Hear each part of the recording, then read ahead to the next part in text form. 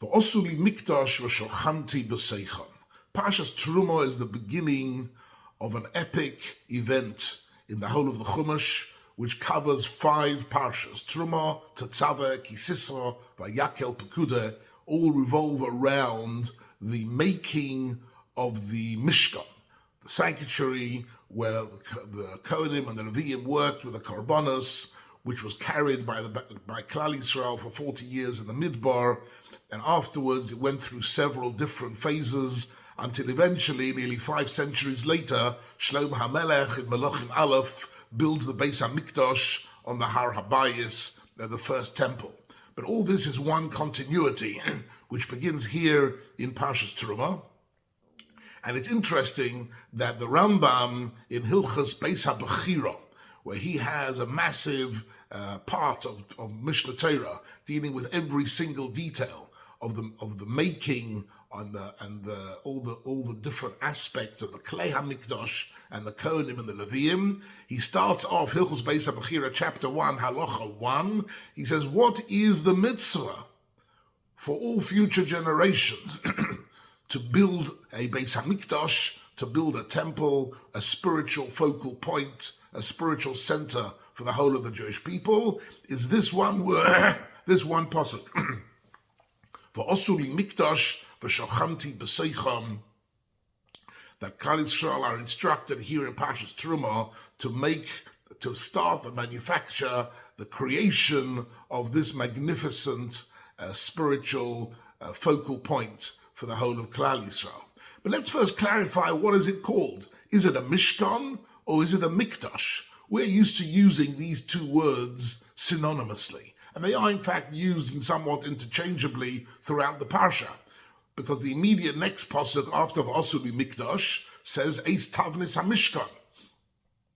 So on this there are some very interesting observations. The Orach Chaim HaKadosh, I think, makes the most powerful point here, where he says that actually Mikdash and Mishkan describe the 2 dimensions of this enterprise. That Mikdash, he says, is what we do.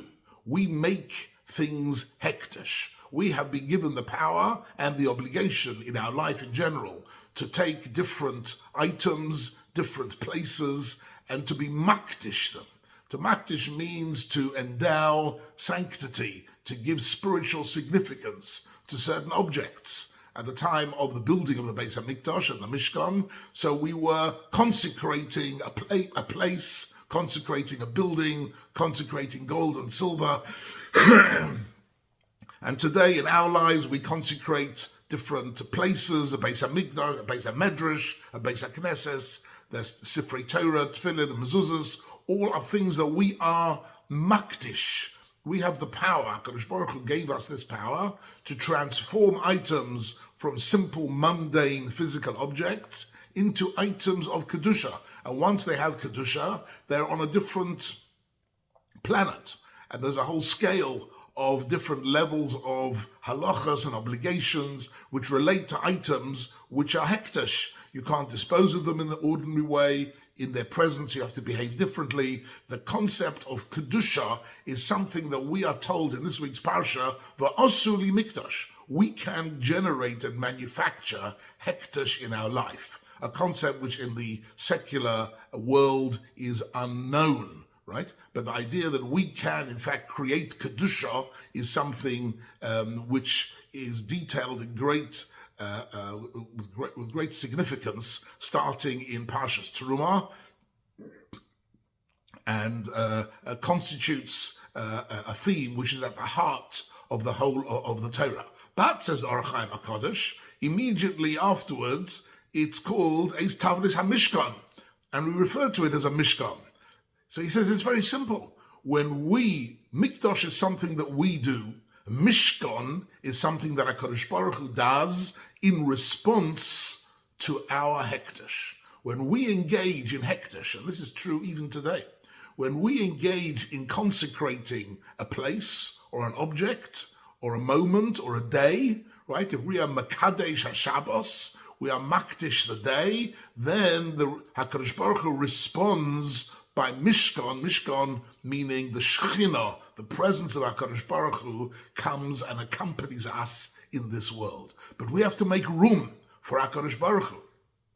Right? Famously, the Hasidic leaders said repeatedly, where does HaKadosh Baruch Hu live? Where does he exist? He exists where we let him in.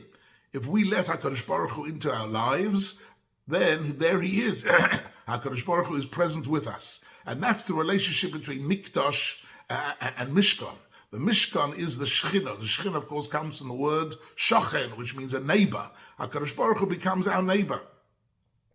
And this is the mutual relationship which lies at the heart of the Beis HaMikdash and of the Mishkan.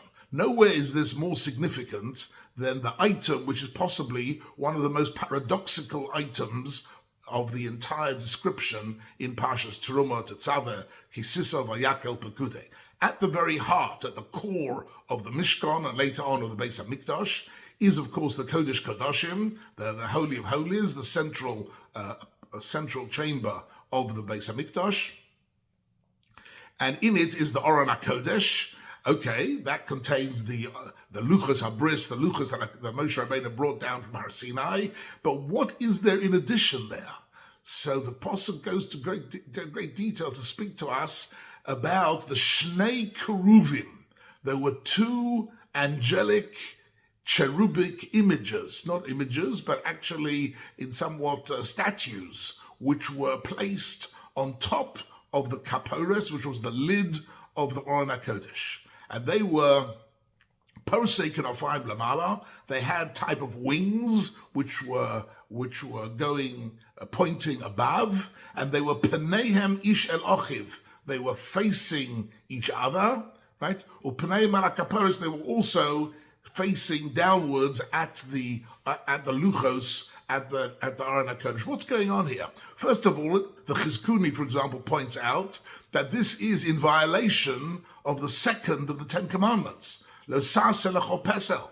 It was forbidden to make any graven images, generally speaking, and this was an exception to the rule.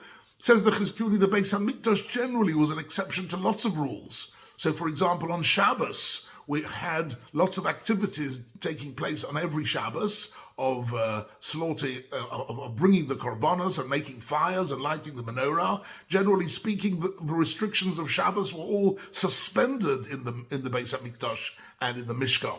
Similarly, the restriction against graven images was also suspended, says the Chizkuni.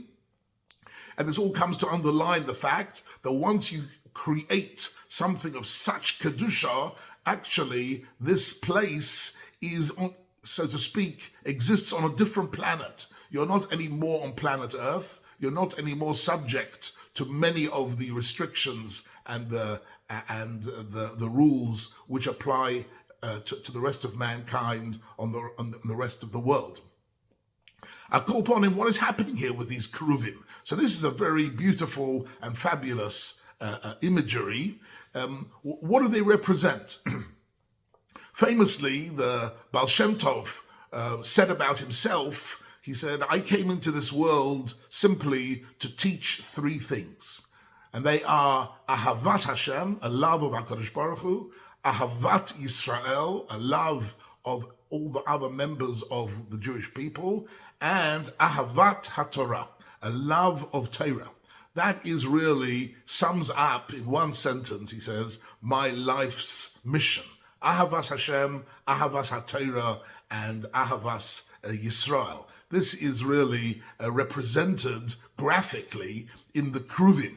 The Keruvim are Posei Kenofayim Lamala, the wings extended to the Shamayim, to heavens, is the love for HaKadosh Baruch Hu, U'peneihem Ish El Ochiv, and they face each other with love. And this is emphasized in the Gemara in Yumon and Daled, which says that actually these Keruvim, one had the face of a male person and the other the face of a female.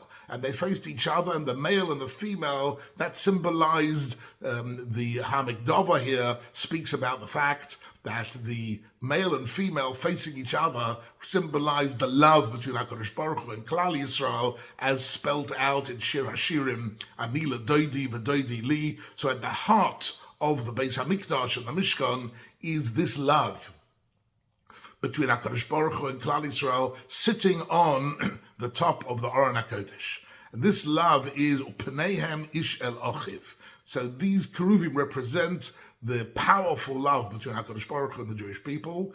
The knofayim represent the wings which enable a person to ascend to a spiritual world, to connect with HaKadosh Baruch Hu. And indeed, the whole word of the parsha, Terumah, which means at one level means a contribution, actually is based on the word hitromamut, to be elevated, to elevate our lives to connect with HaKadosh Baruch Hu. And then they're also facing the Aron HaKodesh. They're looking down. They're facing the Aron HaKodesh, which is the love for the Torah. And in fact, the Baal HaTurim says that these two individuals are, like he says, Shnei Chaveirim, two colleagues, nosim v'nosim b'divrei Torah. It's a chavrusa.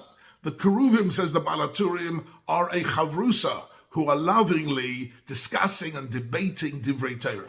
So the luchos within the Aron HaKodesh are representing the Torah shebichsav, the immutable, unchangeable word of the Dvar Hashem, of the Torah, but the keruvim represent the Torah shebal peh, the way in which we discuss Torah between us, and we develop the words of the Torah ba'ahava. So here it is, at the center of the Mikdash and the Mishkan is the love between HaKadosh Baruch Hu and Klal Yisrael, and that love really is expressed in so many different ways. One of them, of course, is Kol Nadiv Leiv, is a phrase that comes repeatedly back, that every item that was given in the manufacture of the Beis HaMikdash was given with the love of generosity, of Nadivut Leiv, the Nadiv Leiv. And it's not by chance, and I'll just finish with this last idea, that it's not by chance that at the beginning of Terumah, we find a list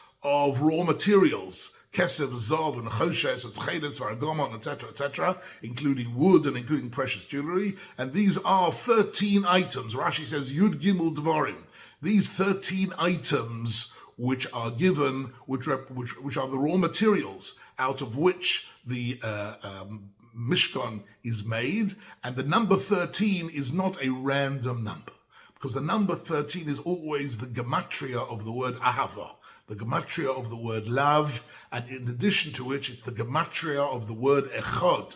It's the gematria of the word which represents the oneness between HaKadosh Baruch Hu and Klal Yisrael, and the oneness of HaKadosh Baruch Hu himself, the Yichud Hashem. All that is represented in this 13.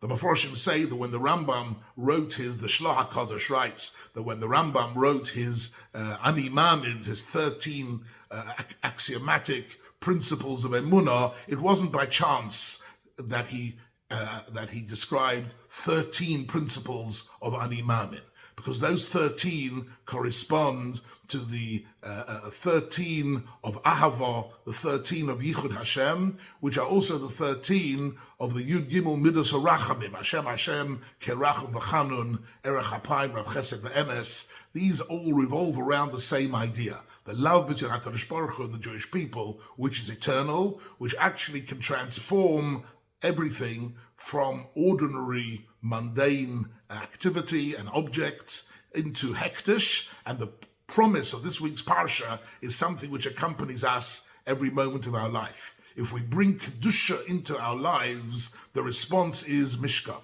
The response is the presence of HaKadosh Baruch Hu, the Shekhinah, and therefore whatever one gives, and you seem to be sacrificing time and wealth and everything in giving the Terumah, actually one receives much more, infinitely more than one gives, because one is connecting to the Ein Sof, connecting to HaKadosh Baruch Hu, and that of course is the ultimate bracha for all of us. V'chein yehi ratzon.